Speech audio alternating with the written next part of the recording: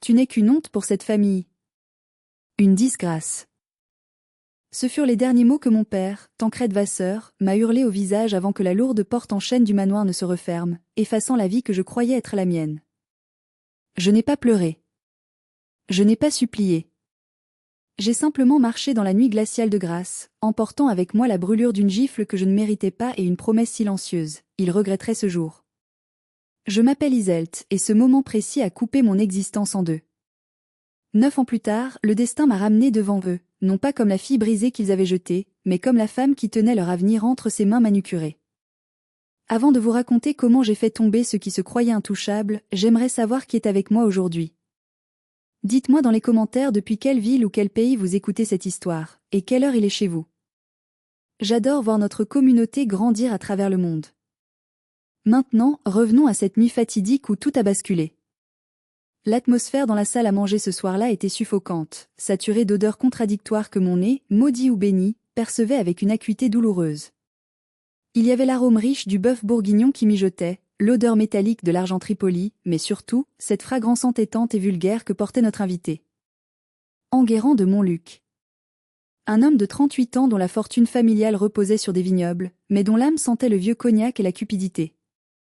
Mon père, Tancrède, trônait en bout de table, la posture rigide, surveillant le repas comme un général surveille une bataille. À sa droite, ma mère, Sibylle, mangeait en silence, ses gestes si mesurés qu'elle semblait vouloir disparaître. Et puis, il y avait Mélisande. Ma sœur aînée. 32 ans, la fierté de la famille, le soleil autour duquel mes parents gravitaient. Elle portait une robe rouge sang, trop habillée pour un simple dîner, et son sourire en coin me donnait la nausée. Elle dégageait une odeur de vanille synthétique et de satisfaction malsaine. Moi, j'avais 19 ans. J'étais assise là, essayant de me faire toute petite, priant pour que le repas se termine. Je ne savais pas encore que mon sort avait été scellé bien avant que je n'entre dans cette pièce. Iseult, commença mon père, sa voix résonnant contre les murs lambrissés. Il ne me regardait pas vraiment, il m'évaluait. Enguerrand et moi avons eu une discussion très fructueuse cet après-midi concernant l'avenir de nos deux maisons. Je sentis mes muscles se tendre. L'instinct, ce sixième sens qui m'avait toujours guidé dans la création de parfums, m'envoya un signal d'alarme violent. Les champs de roses de grand-mère ont besoin d'investissement, continua-t-il en essuyant le coin de sa bouche. Et la famille de Montluc cherche à diversifier ses actifs. C'est une alliance naturelle. Mélisande émit un petit rire cristallin, posant sa main sur celle d'Enguerrand. C'est une opportunité merveilleuse, n'est-ce pas? Enguerrand tourna son regard vers moi. Ce n'était pas le regard d'un homme qui voit une femme. C'était le regard d'un acheteur qui inspecte une jument avant de signer le chèque. Il sourit, révélant des dents légèrement jaunies. Iseult, dit-il d'une voix pâteuse. Ton père m'a parlé de tes talents olfactifs. Il paraît que tu détiens le carnet de formules de ta grand-mère. C'est un atout charmant pour une future épouse. Le temps s'arrêta. Future épouse. Les mots flottaient dans l'air, lourds et toxiques. Je regardais ma mère. Elle baissa les yeux, fixant son assiette avec une intensité désespérée. Je regardais Mélisande. Elle rayonnait de triomphe. Elle, l'aînée, n'était pas sacrifiée. C'était moi, la cadette, l'étrange, celle qui passait trop de temps dans les jardins, qui était offerte en tribut. Pardon? Ma voix n'était qu'un murmure. Ne joue pas à l'idiote, trancha mon père. Tu vas épouser Enguerrand. Le mariage est prévu pour le mois prochain. C'est arrangé. C'est pour le bien de la famille. Le bien de la famille. Cette phrase, je l'avais entendue toute mon enfance pour justifier les caprices de Mélisande, les absences de mon père, la soumission de ma mère. Mais là, c'était différent. Il ne demandait pas mon avis. Il me vendait. Et pire que mon corps, il vendait mon âme, le carnet de notes de ma grand-mère, la seule personne qui m'avait jamais aimé, la seule chose qui m'appartenait vraiment. La colère, froide et tranchante, monta en moi. Ce n'était pas une explosion, mais une cristallisation. Je posai mes couverts avec une délicatesse qui contrastait avec la tempête intérieure. Non, dis-je. Le mot tomba dans le silence de la pièce comme une pierre dans un lac gelé. Tancrède cligna des yeux, comme s'il n'avait pas bien entendu. Mélisande laissa échapper un hoquet de surprise feinte. Enguerrand, lui, perdit son sourire, son visage se fermant instantanément. « Qu'est-ce que tu as dit ?» demanda mon père, sa voix baissant d'une octave, un signe avant-coureur de danger que nous connaissions tous trop bien. Je me levai, mes jambes tremblant légèrement sous la nappe, mais je gardai le menton haut. J'ai dit non. Je n'épouserai pas cet homme. Je ne suis pas une marchandise, père. Et le carnet de grand-mère ne quittera jamais mes mains. Il ne finira pas dans les coffres d'un homme qui ne sait pas distinguer une rose centifolia d'une rose damascena. Mélisande éclata de rire, un son aigu et cruel. Regarde-la, papa. Elle se prend pour une artiste. Tu crois vraiment que tu as le choix, petite sotte? Je te laisse cette opportunité par pitié. Enguerrand est riche. Il peut sauver le domaine que papa a, que nous avons un peu de mal à gérer. Tu devrais nous remercier.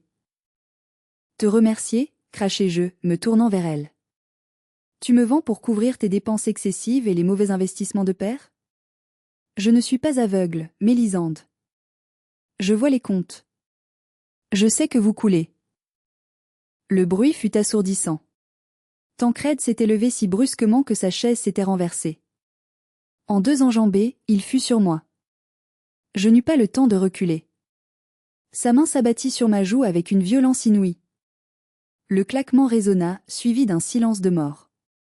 Ma tête partit sur le côté, la douleur irradiant dans ma mâchoire, le goût métallique du sang envahissant ma bouche. Je portai la main à ma joue brûlante, mes yeux embués de larmes que je refusais de laisser couler. « Comment oses-tu » hurla-t-il, son visage pourpre de rage. « Après tout ce que j'ai fait pour toi? Tu vis sous mon toit, tu manges ma nourriture, et tu oses me juger? Tu oses refuser ?» Ma mère poussa un petit cri étouffé, mais elle ne bougea pas. Elle resta assise, pétrifiée, complice par son inaction. C'était peut-être ça, le plus douloureux. Pas la gifle, mais le silence de celle qui m'avait mise au monde. Tancrède me saisit par le bras, ses doigts s'enfonçant douloureusement dans ma chair. Il me rapprocha de son visage, son haleine de vin rouge m'esséurant. « Écoute-moi bien, Iseult.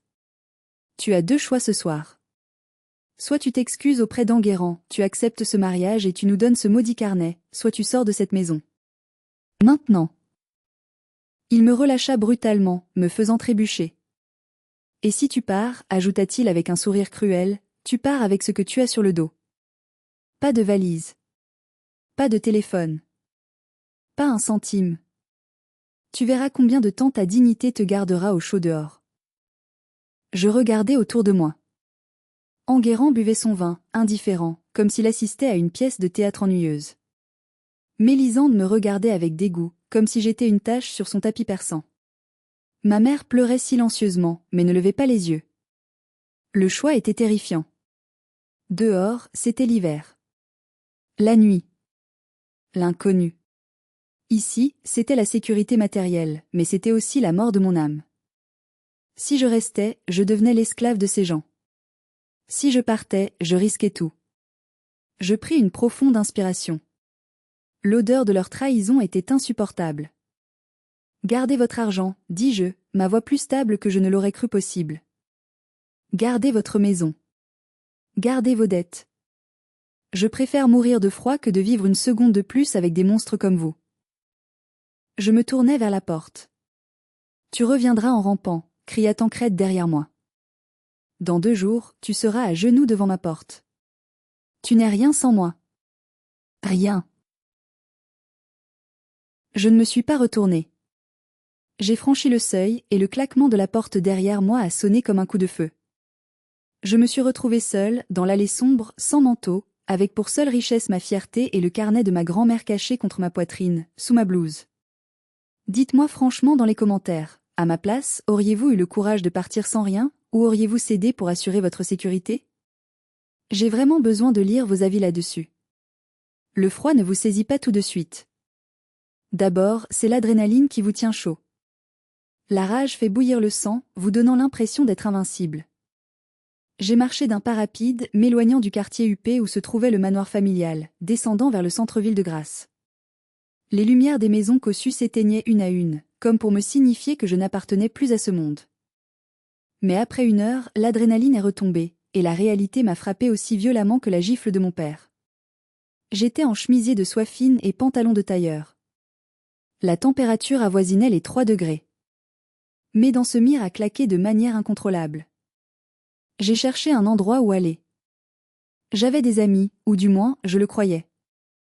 Je me suis dirigé vers une cabine téléphonique, mon portable étant resté sur la table du dîner, et j'ai utilisé les quelques pièces qui traînaient au fond de ma poche pour appeler Claire, ma meilleure amie depuis le lycée. Allô? Sa voix était ensommeillée. Claire, c'est Iseult. C'est horrible, mon père m'a mise dehors. Est-ce que je peux venir passer la nuit chez toi? Juste pour ce soir. Il y eut un silence gêné à l'autre bout du fil. Un silence qui dura une éternité.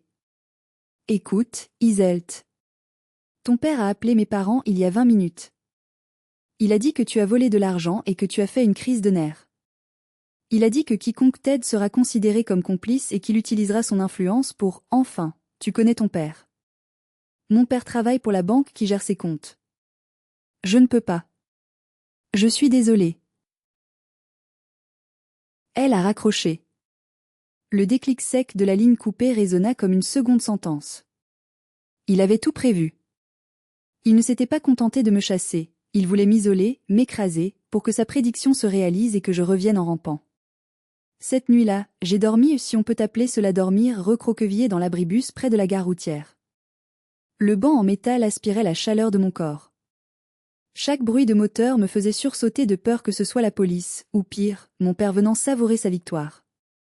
J'avais faim, j'avais froid, et je me sentais plus seule que je ne l'avais jamais été. Le lendemain, la réalité de mon bannissement est devenue encore plus claire. J'ai tenté de postuler dans 3 petites parfumeries locales. À Grasse, tout le monde se connaît. Dès que je prononçais mon nom de famille, les visages se fermaient. Désolée, mademoiselle Vasseur, nous ne cherchons personne. Votre père nous a prévenus de votre instabilité. Partez, nous ne voulons pas d'ennui avec monsieur Tancrède. Il avait verrouillé la ville. J'étais devenue une paria dans la capitale mondiale du parfum, l'endroit même où je rêvais de briller. J'ai passé 3 jours ainsi, aéré, buvant de l'eau aux fontaines publiques, mangeant un demi-sandwich qu'un touriste avait laissé sur un banc. La dignité s'effrite vite quand l'estomac crie famine. Le 3e soir, alors que je fouillais discrètement dans les poubelles derrière le marché aux fleurs, cherchant des fruits abîmés, j'ai senti une odeur. Pas celle des ordures. Une odeur subtile, complexe, cachée sous la pourriture. C'était du jasmin de Grasse, mais d'une variété très ancienne, presque disparue. Sans réfléchir, guidé par mon nez, j'ai écarté les cartons pour trouver une petite gerbe de fleurs flétries mais odorantes. Tu as un bon nez, gamine. Je me suis figée. Une vieille femme se tenait là, appuyée sur une canne en bois noueux. Elle portait des vêtements rapiécés qui sentaient la terre, la lavande séchée et quelque chose de plus piquant, de l'ambre gris. La plupart des gens ne sentiraient que le poisson pourri, continua-t-elle en s'approchant. Ses yeux étaient vifs, perçants. Toi, tu as isolé le jasmin grandiflorum en plein milieu d'une décharge. Qui es-tu? Personne, répondis-je, serrant mon butin contre moi. Personne n'a un nez pareil, rétorqua-t-elle. Je m'appelle Honorine. Et toi, tu as l'air d'avoir besoin d'un repas chaud plus que de fleurs.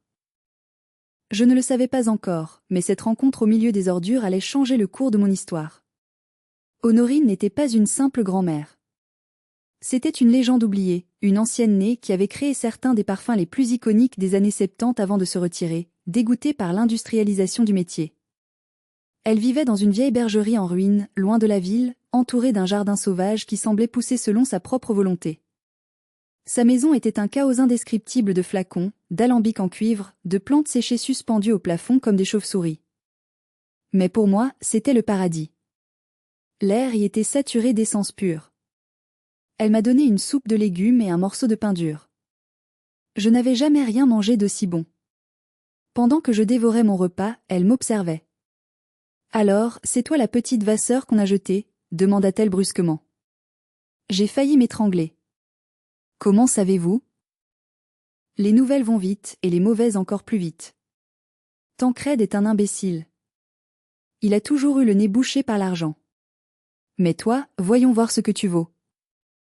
Elle posa 3 petits flacons bruns devant moi. Identifie-les. Si tu te trompes, tu pars. C'était un test brutal. Mon avenir en dépendait. J'ouvris le premier. Bergamote de Calabre, dis-je instantanément. Récolte précoce, il y a une note verte très acide. Honorine ne scia pas, le deuxième. Je humais. C'était plus complexe. Vétiver, d'Haïti. Mais, il est mélangé avec une trace de poivre rose? Non, de bail de genièvre. Un sourcil se leva sur son visage ridé. Le troisième. Le troisième flacon était un piège. Il ne sentait presque rien au début. Puis, une odeur animale, lourde, presque désagréable monta. Musc, murmurai-je. Mais pas synthétique. C'est du vrai musc tonquin. C'est illégal. Et, il y a une base de civette? Honorine sourit, révélant une dent en or. Tu peux rester. Tu dormiras dans la grange. Tu travailleras 10 heures par jour. Je ne te paierai pas, mais je t'apprendrai ce que ton père et ses chimistes en blouse blanche ne sauront jamais. La magie. Les 2 années suivantes furent les plus dures et les plus belles de ma vie. Honorine était un tyran. Elle me réveillait à 4 heures du matin pour récolter la rosée. Elle me faisait sentir les mêmes essences 1000 fois jusqu'à ce que je puisse distinguer si la lavande avait poussé à l'ombre ou au soleil. J'ai appris à composer, non pas avec des formules chimiques, mais avec des émotions. La colère sent le métal et le piment, disait-elle. Le chagrin sent la terre humide et le lys. Fais-moi un parfum qui sent le pardon. Je vivais dans la pauvreté absolue, portant des vêtements d'occasion, mais mon esprit s'aiguisait. J'avais commencé à créer mes propres mélanges, de petites fioles que je vendais discrètement sur un marché artisanal le dimanche, sous un faux nom, pour acheter de quoi manger. Je me sentais libre. J'étais en train de devenir quelqu'un. Mais je n'avais pas oublié que le malheur rôde toujours quand on commence à être heureux. Et le malheur portait le nom de ma sœur. Partie 5, le sabotage de la sœur parfaite ST, 700 CTA, Comco, c'était un dimanche matin ensoleillé, près de 2 ans après mon départ. J'avais réussi à louer un petit stand au bout du marché de Valbonne. Mes créations, bien que présentées dans des flacons simples, commençaient à avoir une petite réputation locale. Les touristes s'arrêtaient, intrigués par mes assemblages audacieux. Je venais de vendre 3 flacons de mon mélange pluie d'été et je souriais pour la première fois depuis longtemps. C'est alors que je l'ai vue. Mélisande. Elle traversait le marché, non pas pour acheter, mais pour parader. Elle était au bras d'un homme que je ne connaissais pas, riant fort. Soudain, son regard se posa sur moi. Son sourire se figea. Elle lâcha le bras de son compagnon et s'approcha, ses talons claquant sur les pavés comme des marteaux. Iseult? Elle prononça mon nom comme s'il s'agissait d'une insulte. Elle scruta mon stand modeste, mes vêtements simples, mes mains tachées d'huiles essentielles. Mon Dieu, tu es tombé bien bas. Tu vends de l'eau de toilette frelatée sur les marchés comme une gitane? Je travaille, Mélisande. C'est un concept qui t'échappe, je sais, répondis-je calmement, bien que mon cœur batte à tout rompre. Ses yeux se plissèrent. Elle vit que 2 clients attendaient pour payer. La jalousie, pure et verte, traversa son visage. Elle ne supportait pas que je puisse survivre, et encore moins réussir, même modestement, sans eux. Ces produits sont dangereux, cria-t-elle soudainement, attirant l'attention de la foule. Cette fille est une voleuse. Elle utilise des produits chimiques interdits. Ma famille a dû la chasser parce qu'elle empoisonnait les gens. Les clients reculèrent, effrayés. Mélisande, arrête, suppliai-je. Mais elle ne s'arrêta pas. Elle s'avança et, d'un geste large et théâtral, renversa ma table. Les flacons se brisèrent sur le sol en pierre.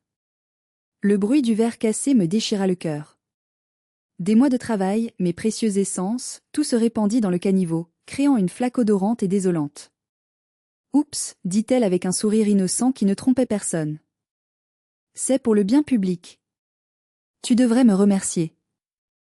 Puis, elle s'approcha de moi et chuchota à mon oreille, assez bas pour que personne d'autre n'entende. Papa sait que tu es là. Il allait envoyer la police pour vente illégale.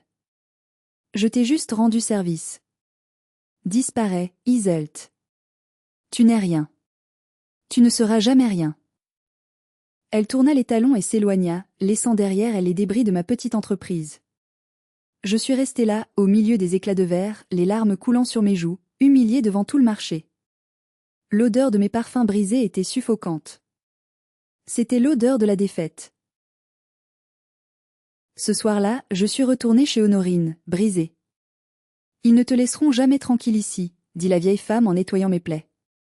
Grâce est leur royaume. Si tu veux les battre, tu dois aller là où ils ne peuvent pas t'atteindre. Tu dois aller là où ton talent sera ta seule carte d'identité. Elle sortit une vieille enveloppe de sous son matelas. Elle contenait quelques billets. Va à Lyon. C'est une grande ville. L'industrie chimique y est puissante. Va là-bas, recommence, et deviens si grande qu'ils devront lever la tête pour te regarder. J'ai pris le bus le lendemain matin. Je laissais Grâce derrière moi, mais j'emportais la haine comme carburant. Mélisande pensait m'avoir détruite. Elle venait juste de me libérer. Lyon est une ville de brume et de lumière, austère et magnifique. Pour moi, c'était une jungle de béton où personne ne connaissait le nom des Vasseurs. J'ai loué une chambre de bonne minuscule, sous les toits, où l'on tenait à peine debout. J'avais besoin d'argent, vite. Je n'ai pas pu trouver de poste de parfumeur. Sans diplôme officiel et sans référence, merci papa, aucune maison ne voulait de moi. J'ai dû avaler ma fierté. J'ai pris un poste d'agent d'entretien dans un grand laboratoire de chimie industrielle, Chimiora. Mes journées étaient longues. Je frottais les sols, je vidais les poubelles de chimistes qui ne savaient même pas que je parlais leur langue. Mais la nuit, quand le laboratoire était désert, je m'autorisais à respirer. Je lisais les formules laissées sur les tableaux blancs. Je sentais les échantillons oubliés sur les paillasses.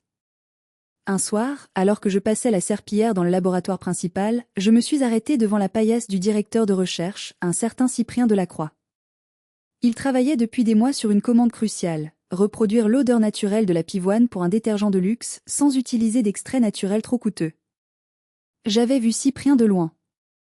Il avait l'air épuisé, toujours le dernier à partir, les cheveux en bataille.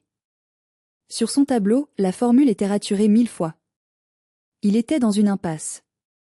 Sa composition sentait le bonbon chimique, pas la fleur. Il manquait d'équilibre. Il mettait trop d'accent sur l'alcool phényléthylique et oubliait la nuance verte, la tige. Je savais que je risquais ma place. Mais la tentation était trop forte. C'était plus fort que moi. J'ai pris un marqueur effaçable. D'une main tremblante, j'ai corrigé sa formule. J'ai réduit le dosage de base et ajouté une trace infime d'acétate de géranyle et une goutte d'indole pour donner de la profondeur. J'ai laissé un petit post-it jaune à côté, elle a besoin de respirer. C'est trop sucré.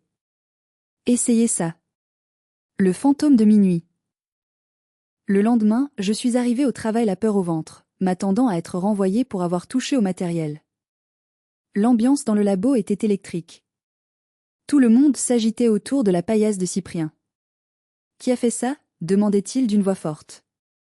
Je me suis figé, serrant mon chariot de ménage. C'était la fin. J'allais être viré. Cyprien a levé la tête et a scanné la pièce. Son regard s'est posé sur moi. Il s'est approché, tenant le post-it jaune. Mon cœur battait dans ma gorge. « C'est toi ?» demanda-t-il doucement.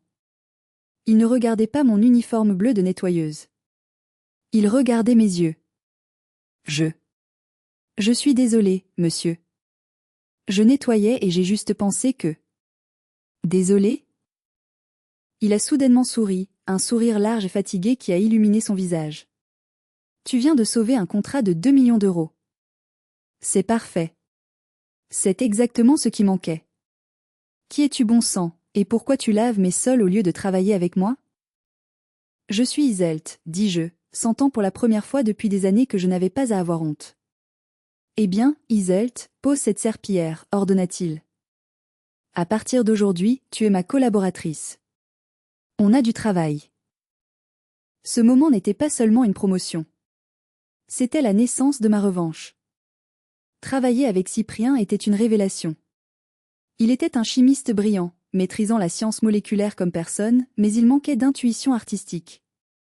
J'étais le chaos créatif, il était l'ordre structurel. Ensemble, nous étions invincibles. Nous avons quitté Chimiora 1 an plus tard pour fonder notre propre maison, l'Éther. Nous avons commencé dans un garage aménagé à Lyon, cliché, je sais, mais vrai. Notre premier parfum, Cendre et Diamant, inspiré par ma propre histoire de résilience, a été un succès culte immédiat. Il ne ressemblait à rien de ce qui existait sur le marché, une base fumée, presque âcre, qui s'ouvrait sur une note florale éblouissante. Pendant 5 ans, nous avons travaillé comme des forcenés. J'ai gardé mon identité secrète. Dans la presse, j'étais le nez fantôme. Je ne voulais pas que mon père sache que j'étais derrière ce succès. Je voulais qu'il soit terrassé par la surprise le moment venu. Et au milieu de ces flacons et de ces longues nuits de travail, quelque chose d'autre s'est produit. Cyprien. Il n'était pas comme Enguerrand. Il ne me voyait pas comme un trophée ou un utérus pour produire des héritiers. Il me voyait comme son égal. Il aimait mes cicatrices autant que mes talents. Nous nous sommes mariés lors d'une cérémonie intime sur les quais de Saône. Pas de grande fête, pas de famille, de mon côté du moins, juste nous et l'avenir. Pour la première fois, j'avais une famille que j'avais choisie. En 6 ans, l'Éther est devenu une puissance. Nous avions des boutiques à Paris, Tokyo, New York. Mon compte en banque affichait des chiffres que je n'aurais jamais osé imaginer. J'avais tout. Sauf la paix. Car au fond de moi, la petite fille de 17 ans continuait de grelotter dans le froid de Grasse, attendant que justice soit faite. Et cette justice arriva sous la forme d'un dossier épais déposé sur mon bureau par un détective privé que je payais depuis des années. « C'est le moment, Madame Delacroix, dit-il. Ils sont au bord du gouffre. » J'ai ouvert le dossier. Les photos étaient accablantes. Le manoir Vasseur se délabrait. Les vignes étaient malades. Mais le plus choquant, c'était le rapport financier. Mélisande, ma géniale sœur, avait siphonné les comptes de l'entreprise pour financer son train de vie luxueux à Monaco, laissant l'entreprise familiale avec une dette colossale. Mais ce qui m'a fait bondir, c'est la dernière page. Tancrède, acculé, s'apprêtait à vendre le domaine historique, y compris les champs de roses centenaires de ma grand-mère à un promoteur immobilier qui voulait tout raser pour construire un complexe hôtelier. Ils allaient détruire l'héritage de ma grand-mère pour payer leurs dettes de jeu et de vanité. Je sentis la colère remonter, aussi vive qu'au premier jour. Mais cette fois, je n'étais plus impuissante. J'avais l'argent. J'avais le pouvoir. J'avais la stratégie. Cyprien, dis-je en appelant mon mari. Prépare le jet. Nous rentrons à la maison. Ils vont tout raser, répétai-je, la voix tremblante de rage contenue. Cyprien posa sa main sur mon épaule, lisant le rapport par-dessus moi. Le domaine des roses. C'est là que tu as appris à sentir, n'est-ce pas? C'est le seul endroit pur dans cette histoire sordide, répondis-je. Si ce promoteur achète, ils bétonneront les champs. L'âme de ma grand-mère disparaîtra à jamais. Je ne peux pas laisser faire ça. Mais je ne voulais pas simplement les sauver. Les sauver aurait été trop facile, trop charitable. Ils ne méritaient pas ma charité. Ils méritaient une leçon. Une leçon qu'ils n'oublieraient jamais. J'ai élaboré un plan froid et précis, comme une formule chimique instable prête à exploser. Nous avons créé une société écran, un fonds d'investissement suisse nommé Nemesis Capital. Via des intermédiaires, nous avons approché mon père avec une offre de rachat de la dette et du domaine. L'offre était généreuse, trop généreuse pour être refusée par des gens désespérés, mais elle venait avec des conditions strictes. La condition numéro 1, la vente devait se signer en personne, au manoir, en présence de toute la famille Vasseur. La condition numéro 2, l'acheteur arriverait par jet privé à l'aéroport de Cannes-Mandelieu, et la famille Vasseur devait être présente sur le tarmac pour l'accueillir avec les honneurs dus à un sauveur. C'était mesquin? Oui. C'était théâtral? Absolument. Mais après avoir été traité comme une ordure, je voulais qu'ils voient exactement ce qu'ils avaient jeté. Mon père a mordu à l'hameçon immédiatement. Le détective m'a rapporté qu'ils étaient en effervescence. Tancrède se vantait déjà dans tout Grasse qu'il avait trouvé un partenaire international pour étendre l'empire. Mélisande s'était acheté une nouvelle tenue, probablement à crédit, pour impressionner ce mystérieux investisseur, espérant peut-être le séduire. Il n'avait aucune idée de qui allait descendre de cet avion. La nuit avant le départ, je n'ai pas dormi. Je pensais à ma mère. Sibylle. Était-elle toujours aussi silencieuse? Allait-elle enfin me regarder dans les yeux? Et Mélisande, comment réagirait-elle en voyant que la gitane du marché valait maintenant plus que toute sa vie réunie? Tu es prête? Me demanda Cyprien au petit matin, en ajustant sa cravate. Je me suis regardée dans le miroir. Je portais un tailleur blanc immaculé de chez Dior, des lunettes de soleil oversize, et une montre qui valait le prix de la voiture de mon père. Mais ce n'était pas l'argent qui me donnait de la force. C'était le carnet de ma grand-mère, toujours dans mon sac, en sécurité. Je suis prête, dis-je. Allons récupérer ce qui m'appartient. Le vol entre Lyon et Cannes fut court, mais chaque minute semblait durer 1 heure. Je regardais les nuages par le hublot, mon esprit rejoint les scénarios possibles. Et s'ils ne venaient pas? Et s'ils me chassaient à nouveau? Non. Ils avaient trop besoin d'argent. La cupidité est une laisse très solide, et je tenais la poignée. Le pilote annonça l'atterrissage. Le Gulfstream G650 de l'Éther amorça sa descente vers la Côte d'Azur. La mer scintillait en bas, indifférente à nos drames humains. Rappelle-toi, me chuchota Cyprien en me prenant la main alors que les roues touchaient le tarmac. Tu n'es plus la victime. Tu es le patron. L'avion roula jusqu'au terminal privé. De mon siège, je pouvais les voir à travers le hublot. Ils étaient là. 3 petites silhouettes alignées près d'une berline noire un peu poussiéreuse. Tancrède avait vieilli. Ses cheveux étaient blancs, ses épaules voûtées, mais il essayait de garder cette posture arrogante que je détestais tant. Ma mère semblait encore plus petite, perdue dans un manteau gris. Et Mélisande.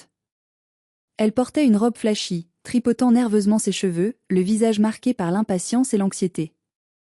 Ils ressemblaient à des vautours attendant une carcasse, sans savoir qu'ils étaient la proie. Le commandant de bord coupa les moteurs. Le silence tomba dans la cabine. C'était le calme avant la tempête. « Mesdames et messieurs, bienvenue à Cannes », dit l'hôtesse en ouvrant la porte de l'appareil.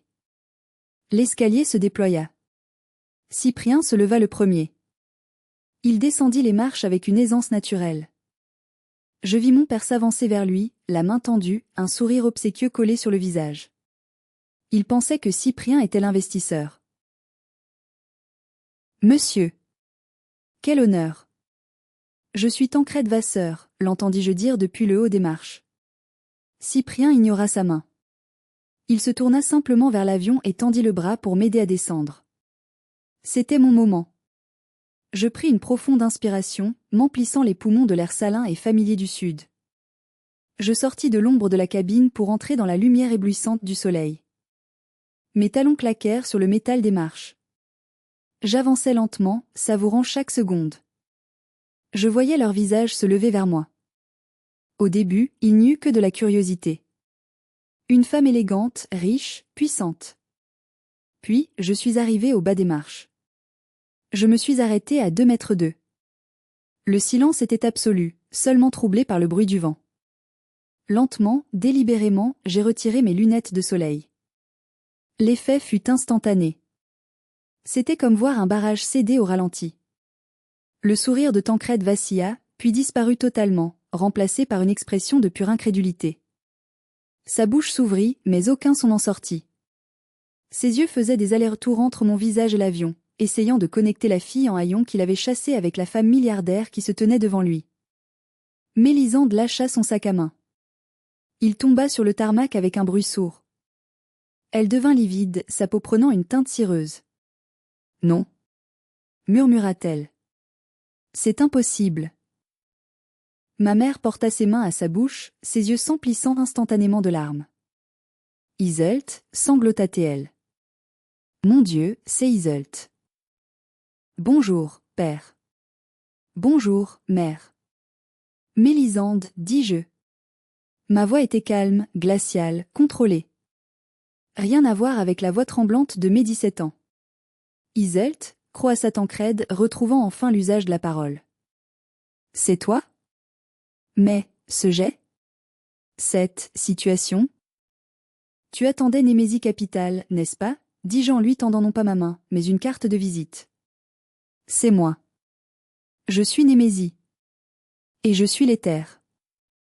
Il regarda la carte comme si c'était un objet extraterrestre. Le nom de ma société était partout.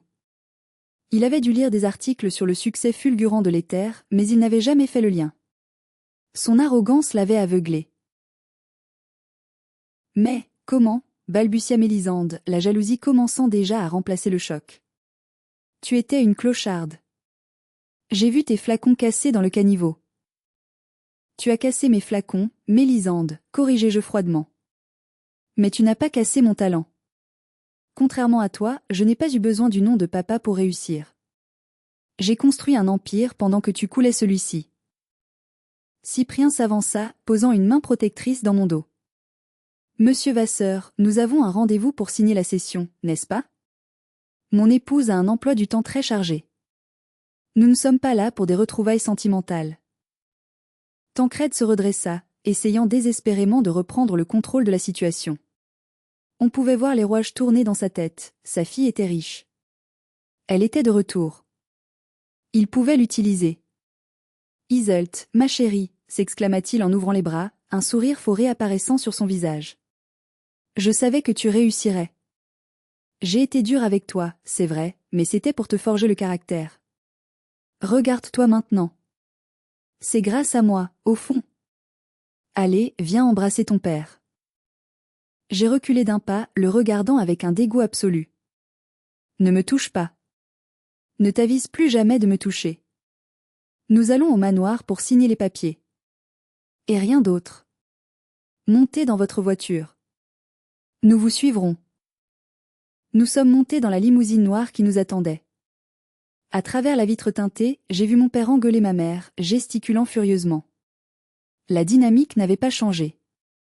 Mais le pouvoir, lui, avait changé de camp. Ça va? Demanda Cyprien. Mieux que ça, répondis-je en regardant le paysage familier défiler. Je viens de voir la peur dans ses yeux. Et c'est le parfum le plus doux que j'ai jamais senti. Le retour au manoir fut surréaliste. Rien n'avait changé, et pourtant tout était différent. Les meubles étaient les mêmes, mais les rideaux étaient fanés, les tapis usés. L'odeur de la maison n'était plus celle de la puissance, mais celle de la poussière et du désespoir masqué. Nous nous sommes installés dans la même salle à manger où, 9 ans plus tôt, ma vie avait éclaté. Je me suis assise à la place d'honneur, celle réservée aux invités de marque. Tancrède s'assit en face de moi, essayant de jouer au patriarche bienveillant. Alors, commença-t-il, se servant un verre de vin d'une main tremblante. Tu veux racheter la dette. C'est un geste noble, Iseult. Très noble. La famille doit s'entraider. Je suis prêt à te laisser une place au conseil d'administration. Avec ton argent et mon expérience, nous pourrons. Je levai la main pour l'interrompre. Cyprien sortit le dossier épais de sa mallette et le posa lourdement sur la table. Clarifions les choses, dis-je. Je ne suis pas ici pour aider. Je suis ici pour acquérir. Je rachète la dette auprès de la banque, ce qui fait de moi votre créancière principale. Et comme vous êtes en défaut de paiement depuis 6 mois, j'exerce ma garantie. Je saisis le domaine. Le silence tomba, plus lourd que le plomb. Tu ne peux pas faire ça, cria Mélisande. C'est ma maison. C'est mon héritage. Je tournai mon regard vers elle. Ton héritage? Parlons-en, Mélisande. J'ouvris le dossier à la page marquée. Parlons des 200 000 € détournés du compte de l'entreprise pour tes vacances aux Maldives l'année dernière. Parlons des fausses factures de consultants qui sont en réalité tes amis. C'est du détournement de fonds sociaux. C'est passible de prison. Mélisande devint blanche comme un linge. Elle regarda son père, cherchant de l'aide. Papa, elle ment. Tancrède regarda les documents que je lui glissais. Les preuves étaient irréfutables. Son visage s'affiça. Il comprit que sa fille parfaite l'avait volé. Tu m'as volé, murmura-t-il à Mélisande. J'avais besoin de maintenir les apparences, hurla-t-elle. Pour la famille. Assez, tranchez-je. Voici l'accord. Je rachète tout. Le manoir, l'usine, et surtout les champs de roses. Vous partez. Tu nous mets à la rue, demanda ma mère d'une voix faible. C'était la première fois qu'elle parlait. Je la regardai, sentant une pointe de douleur. Non, maman. Je ne suis pas comme lui. Je pointai mon père. J'ai acheté une petite maison confortable à Nice. Elle est à ton nom. Tu peux y vivre paisiblement. Avec lui, si tu le souhaites vraiment, bien que je ne comprenne pas pourquoi tu restes avec un homme qui t'a éteinte pendant 40 ans. Et moi? Demanda Mélisande. Toi, tu vas devoir travailler, dis-je avec un petit sourire. Je ne porte pas plainte pour les détournements si tu signes ta démission immédiate et que tu renonces à toute part dans l'héritage. Tu repartiras à zéro. Comme moi il y a 9 ans. Sauf que toi, tu as 32 ans et aucun talent. Bonne chance. Mélisande éclata en sanglots, la tête dans les mains. C'était un spectacle pathétique, mais nécessaire. Que auriez-vous ressenti à ce moment précis? De la pitié ou de la satisfaction? Dites-le-moi en commentaire, je suis curieuse. Tancrède, lui, ne pleurait pas. Il me regardait avec une haine pure. Tu es un monstre. Tu voles ta propre famille. Je me levai, dominant la table. Non, père. Je sauve l'héritage de grand-mère des griffes des vautours que vous êtes devenus. Les champs de roses seront désormais gérés par des gens qui les aiment, pas par des gens qui ne voient que des signes euros. Signe les papiers. Maintenant. Il signa. Sa main tremblait tellement que la signature n'était qu'un gribouillis. Mais c'était fait. Le domaine était à moi. Une fois les signatures apposées, l'air dans la pièce sembla changer. La lourdeur disparut, remplacée par une clarté vide. C'était fini. Le lien toxique était rompu, non pas par l'amour, mais par un contrat légal. Je rangeai les documents dans la mallette. Je n'avais plus rien à leur dire. Pas d'adieu larmoyant, pas de fausses promesses de se revoir à Noël. Allons-y, dis-je à Cyprien. Nous nous dirigeâmes vers la sortie. Tancrède resta assis, fixant le mur, un homme brisé par son propre ego. Mélisande pleurait toujours. Ma mère nous suivit jusqu'au vestibule. Iseult, dit-elle doucement en me retenant par la manche. Je me retournai. Elle avait l'air si vieille, si fatiguée. Je suis désolée, murmura-t-elle. Je n'ai pas eu le courage de te défendre ce soir-là. J'ai eu peur. Je l'ai regretté chaque jour pendant 9 ans. Je la regardai, et pour la première fois, je ne ressentis plus de colère envers elle, seulement une immense pitié. Elle avait choisi sa cage. Je ne pouvais pas la sauver d'elle-même. Je sais, maman, dis-je doucement. Profite de la maison à Nice. Essaie de vivre pour toi, pour une fois. Je l'embrassai sur la joue, un baiser léger, rapide, un adieu définitif et je franchis la porte. Dehors, le soleil de fin d'après-midi baignait le domaine d'une lumière dorée. Je pris une grande inspiration. L'odeur. C'était ça. L'odeur des roses centifolia, riche, miellée, poivrée. Elle m'appartenait à nouveau. Non, elle était libre à nouveau. Je confierais la gestion à Honorine et à une équipe de jeunes passionnés. Ce lieu allait devenir un sanctuaire, pas une usine à cash. Nous sommes montés dans la voiture pour retourner à l'aéroport. Je n'ai pas regardé dans le rétroviseur. Le manoir, mon père, ma sœur, tout cela appartenait au passé. Une note de fond qui s'était évaporée pour laisser place aux notes de cœur. Dans le jet, alors que nous décollions, laissant Grace devenir une tache minuscule en bas, Cyprien me servit une coupe de champagne. « À quoi trinque-t-on » demanda-t-il. « À la vengeance ?» J'ai réfléchi un instant, regardant les bulles monter dans le verre. « Non » répondis-je en souriant. La vengeance, c'est pour ceux qui sont encore blessés. Nous sommes guéris. Trinquerons à la liberté. Et à l'avenir. Mon histoire n'est pas seulement celle d'une fille chassée qui revient riche. C'est l'histoire de la valeur que l'on se donne. Mon père m'avait dit que je ne valais rien, que j'étais zéro. J'aurais pu le croire. J'aurais pu disparaître. Mais j'ai choisi de définir ma propre valeur. Si vous traversez un moment sombre, si quelqu'un vous a fait croire que vous n'étiez pas assez bien, écoutez-moi, votre valeur ne dépend pas de leur opinion. Elle dépend de ce que vous faites quand la porte claque derrière vous. Ne cherchez pas à leur prouver qu'ils ont tort. Cherchez à vous prouver que vous avez raison. C'est ainsi que se termine mon voyage de retour. J'espère que cette histoire vous a donné la force de dire non à ce qui vous blesse et oui à qui vous êtes vraiment. Si cette histoire vous a touché, ou si vous avez vous-même vécu une rupture familiale difficile, s'il vous plaît, laissez un j'aime et partagez votre expérience dans les commentaires. Abonnez-vous pour ne pas manquer nos prochaines histoires de résilience et de justice. À bientôt.